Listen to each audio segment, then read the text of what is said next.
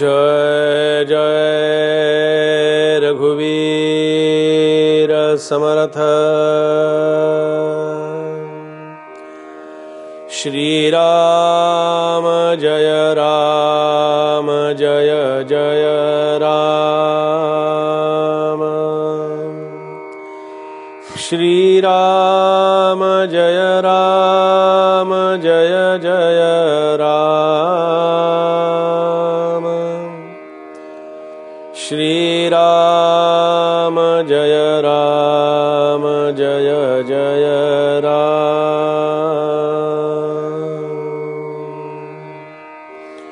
श्री राम समर्थ। श्री राम। बद्ध के कर्मे केली ते पाहिजेत भोगिली। देह बुद्धी दृढ झाली म्हणून या श्रीराम।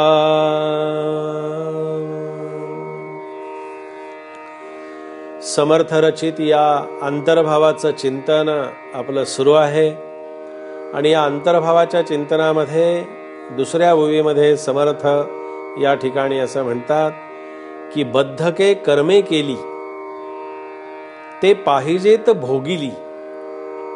देहबुद्धी दृढ झाली म्हणून या। किती सुंदर विचार सांगितला की बद्धके कर्मे केली म्हणजे याचा अर्थ असा की बद्ध म्हणजे अज्ञानानं, बद्ध म्हणजे अज्ञानी, अज्ञानानं, अनावधानानं, चुकीनं, सोपे शब्द करून आपण बद्धके या शब्दाचा अर्थ बघूया। बद्ध अज्ञानाच्या पोटी अनेक कर्म आपल्या हातून घडत असतात। आता अज्ञान म्हटलं की आपल्या लक्षात यायला काही हरकत नाही, बद्ध आपल्या लक्षात येणार नाही किंवा आला नसेल तर ठीक आहे, पण बद्ध याचा अर्थ बद्धके कर्मे केली म्हणजे याचा अर्थ की बद्ध अवस्थेमध्ये म्हणजे अज्ञानी अवस्थेमध्ये अज्ञानानं काही कर्म आपण पाहिलं की काही कर्म ही जाणीवपूर्वक केलेल्या कर्माचा परिणाम अतिशय वाईट असतो। पण अनावधानानं, अज्ञानापोटी जर एखादं कर्म आपल्या हातून घडलं असेल, मग ते चुकीचं जरी कर्म घडलं असलं तरी सुद्धा त्या कर्माचा परिणाम आपल्याला जाणीवपूर्वक केलेल्या कर्मापेक्षा कमी भोगायला मिळतो। जाणीवपूर्वक केलेलं कर्म जे आहे ना त्याचा परिणाम जसा त्या तसा भोगावा लागतो। पण आता आपला उपवास आहे, आपण उदाहरण समजावून घेऊया, हा विषय समजावून घेऊ। आपला गुरुवारचा उपवास आहे। गुरुवारचा उपवास आपल्याला माहिती आहे की उपवास आहे, पण तिकडे कांद्याची भजी केली की आमचं लक्ष त्या भज्यावरती जातं आणि आम्ही म्हणतो की ठीक आहे आजचा गुरुवार जाऊ दे, आता दत्तासाठी समर्पित करतो आणि मी ती कांद्याची भजी खातो। जाणीवपूर्वक उपवास मोडला। जाणीवपूर्वक उपवास मोडला आपल्या जिभेच्या लालसेपोटी आणि खाण्याच्या अपेक्षेपोटी मोडलेल्या उपवासाचं प्रायश्चित्त आपल्याला घ्यावं लागतं। मुळात उपवास या शब्दाचा अर्थ आपल्याला मी सांगितलाय, पण अजून एकदा परत सांगतो। उपवास म्हणजे काय? अनेक वेळा मला लोकांनी प्रश्न विचारलेला आहे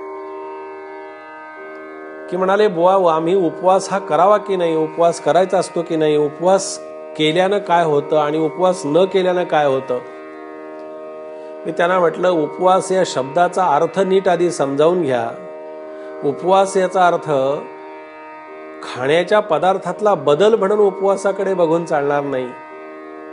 एकादशी असली की आम्ही उपवासाचे फराळाचे पदार्थ भरपूर करून खात असतो। उपवास याचा अर्थ की परमेश्वर माझ्यामध्ये आहे, ईश्वर माझ्यामध्ये आहे. उपवास कशासाठी करायचा असतो? माझ्या मनातली इच्छा पूर्ण होण्यासाठी ईश्वराला आपण काहीतरी त्याच्यातनं साकडं घातलेलं असतं, काहीतरी इच्छा व्यक्त करण्यासाठी किंवा त्याला आळवण्यासाठी म्हणा. उपवास हे आपला एक पर्याय आपण ठेवलेला असतो किंवा ते एक साधन असतं परमेश्वराकडे जाण्यासाठी म्हणा, किंवा त्याच्याकडे काही मागणी असते आपली, त्याच्यासाठी उपवास असतो. उपवास याचा अर्थ की परमेश्वर माझ्यामध्येच आहे, त्याला आणखीन मी उपवास करून त्याला कुठे शोधायला जाणं हा विषय इथे असत नाही.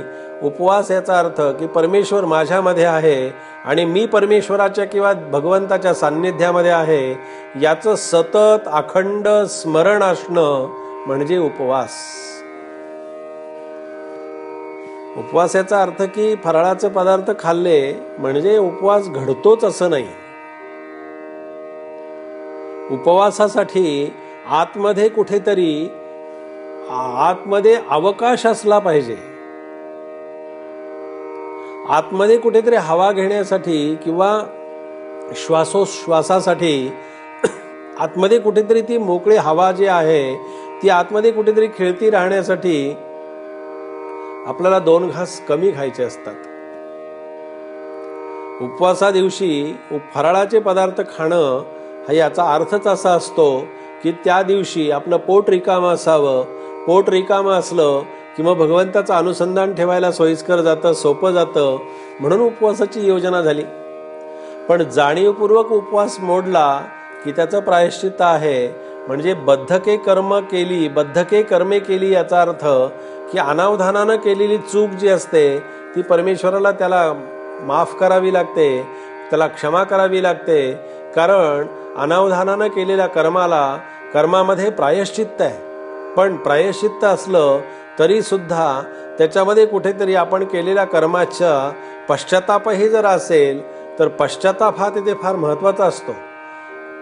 आम्ही केलेल्या चुकांचं कधी आम्हाला पश्चातापच जर होत नसेल तर त्याचं प्रायश्चित्त मात्र आम्हाला जसंच्या तसं घ्यावं लागतं, त्याचे परिणाम आम्हाला जसेच्या तसे भोगावे लागतात. पण बद्धपणे केलेली कर्म जी असतात, जी जाणीवपूर्वक केलेली कर्म असतात, अज्ञानापोटी कर्म केलेली असतात, ती कर्म, त्या कर्माचा परिणाम मात्र आपल्याला नक्की भोगावा लागतो. कारण कर्म घडल्यानंतर त्या कर्माचा परिणाम भोगल्याशिवाय किंवा त्याच्याशिवाय आपल्याला बाहेर पडणं कदापि शक्य होत नाही. म्हणून बद्धके कर्मे केली ते पाहिजे तर भोगिली, तुला ते भोगावंच लागेल. म्हणून भगवंताला आवडेल अशा प्रकारचं वर्तन आपल्या हातून घडावं, त्याच्यासाठी भगवंताला अपेक्षित असणारं कर्म आपल्या हातून घडत राहावं. त्यांनी ज्या कर्माची अपेक्षा आपल्याकडून ठेवलेली आहे, कर्म ही पूजा झाली पाहिजे, कर्म हे ध्यान झालं पाहिजे, कर्म हे नामस्मरण झालं पाहिजे आणि कर्म हे ध्यानही झालं पाहिजे. म्हणून उत्तम कर्म केलं म्हणजे त्यालाही भक्ताचं कौतुक वाटतं.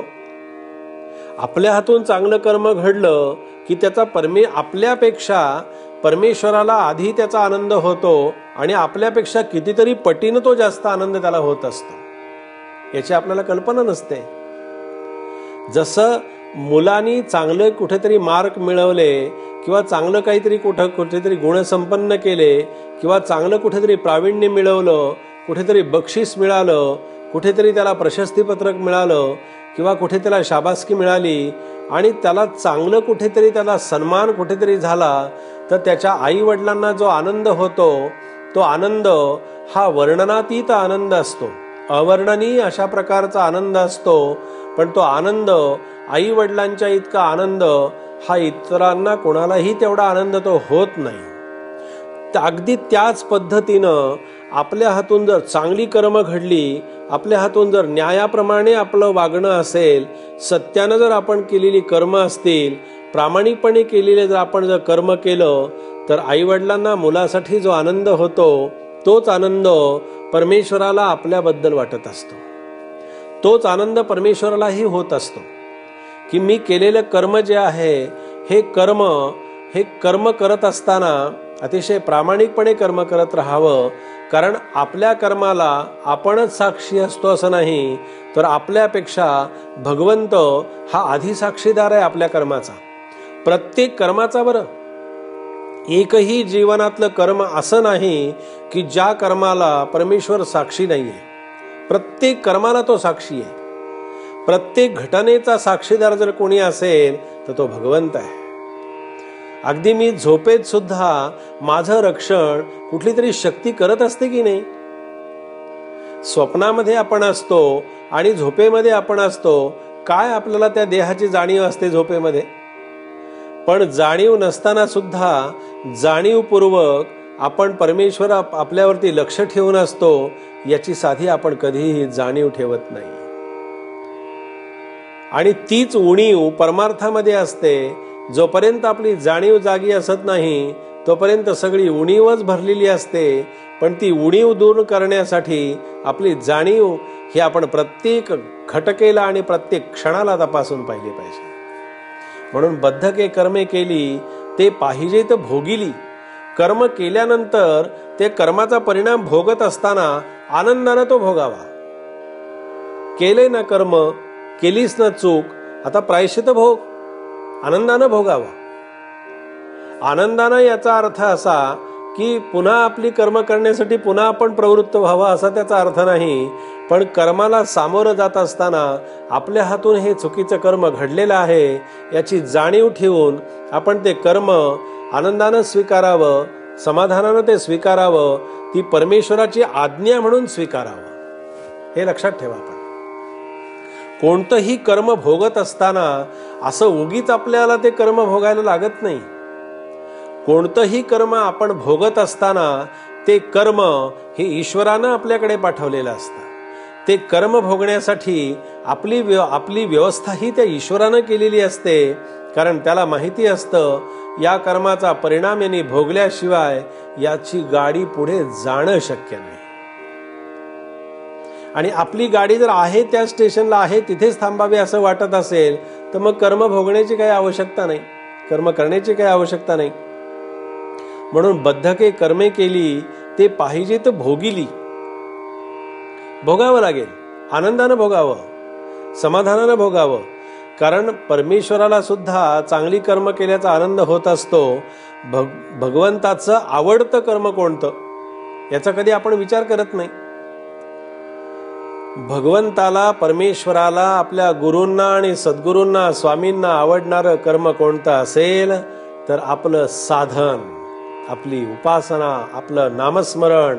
गुरूंच्याकडून नाम घेतल्यानंतर त्या गुरूंच्या दिलेल्या नामाचा जप करण्यासाठी आपली व्यवस्था जी आहे ही व्यवस्था गुरूंनी त्या परमेश्वराला साक्षी ठेवून केलेली असते. लक्षात ठेवा. आपण तिथे गुरु शिष्याचं नातं जे असतं ते गुरु शिष्याच्या नात्यापेक्षा सुद्धा गुरूंना ज्यांनी प्रेरणा दिलेली असते नामस्मरण देण्याची किंवा नाममंत्र देण्याची, त्या गुरूंना काय वाटत असेल, आपण जर काहीच करत नसू आणि गुरु आज्ञेचं पालन आपल्याकडून होत नसेल, गुरु आज्ञा जर आपल्या मनातून आपल्या तेवढी जर आपण निष्ठेनं ते उपासना करत नसू तर गुरूंच्या पेक्षा सुद्धा गुरूंच्या त्या तत्वाला आणि गुरूंच्याही गुरूंना अतिशय दुःख होत असतं, अतिशय वेदना होत असतात, अतिशय यातना होत असतात.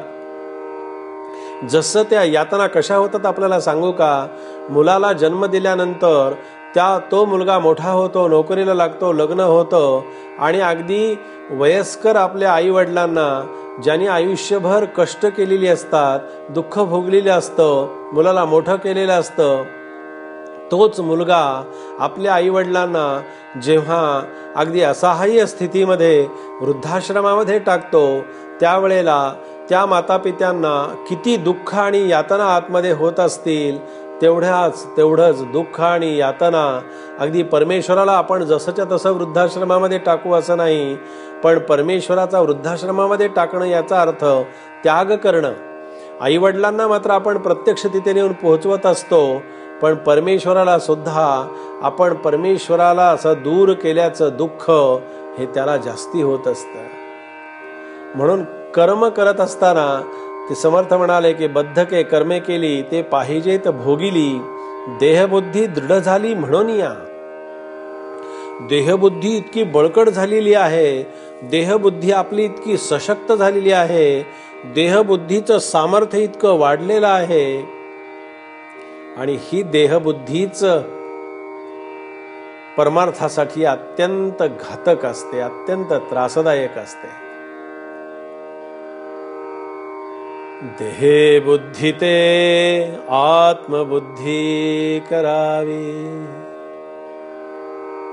या देहबुद्धीमध्ये अज्ञान आहे, देहबुद्धीमध्ये अविचार आहे, देहबुद्धीमध्ये अनिती आहे, देहबुद्धीमध्ये अगदी अत्यल्प अशा प्रकारचा अनाचार माजलेला आहे. आणि तो अनाचार, अत्याचार, विकल्प या सगळ्यांनी ग्रस्त असलेली जी देहबुद्धी जी आहे ती देहबुद्धी दृढ झालेली आहे. म्हणजे परमेश्वराचं अस्तित्व दृढ होण्याच्या ऐवजी ती देहबुद्धी दृढ झाल्यामुळे काय होतं की परमेश्वर तेवढा आपल्यापासून दूर जातो. म्हणून देहबुद्धी दृढ झाली म्हणून या. तुझी देहबुद्धी दृढ झाली याचा अर्थ असा की तू देहबुद्धीला असं कडकडून मिठी मारलेली आहेस, तिला बांधून ठेवलेला आहेस, तिला असं विळखा घातलेला आहेस आणि देहबुद्धी तुला सोडत नाहीये आणि तू देहबुद्धीला सोडत नाहीयेस. या दोघांच्या याच्यातून आपल्याला समाधान प्राप्त होत नाहीये. समर्थांनी याच विचार या माध्यमातून आपल्या समोर इथे ठेवला. उद्याच्या चिंतनामध्ये समर्थ आपल्याला कोणतं मार्गदर्शन करणार आहेत ते आपण पाहू. जय जय रघुवीर समर्थ.